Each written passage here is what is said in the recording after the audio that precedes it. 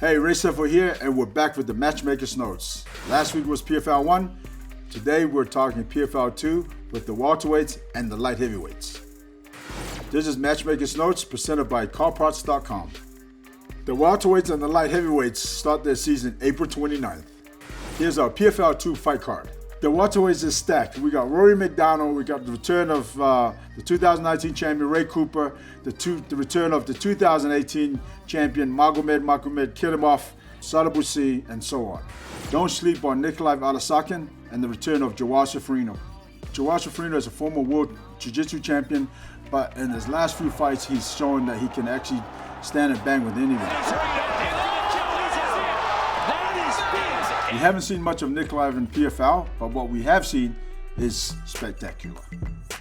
In the light heavyweight division is the return of EMILIANO SORDI with an amazing 2019 season where he finished every opponent, not only to become a millionaire, but also winning the PFL World Championship.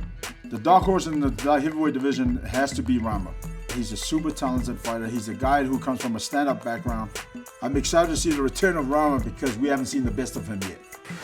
We got the welterweights and the light heavyweights. Let's get into the featured matchups for PFL 2.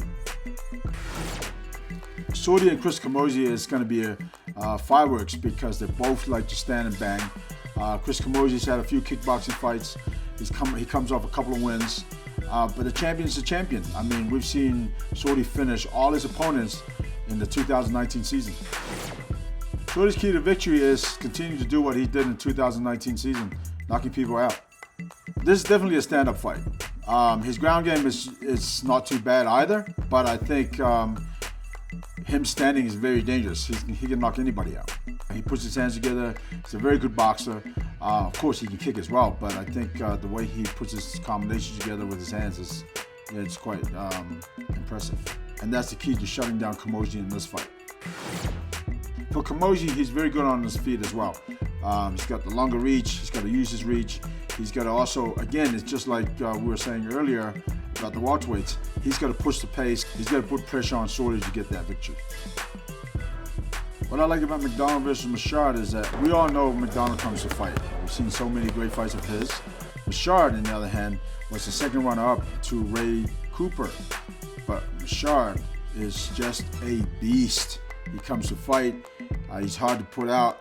Michaud is a dog. He's going to keep coming for 3 rounds, so you got to finish him, or it's going to be a long night.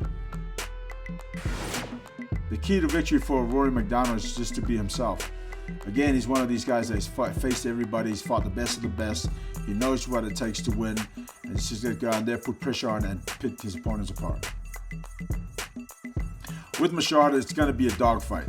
It doesn't matter where the fight goes. On the ground, stand up, he's going to come to fight. He's going to put the pressure on. He's a tough SOB.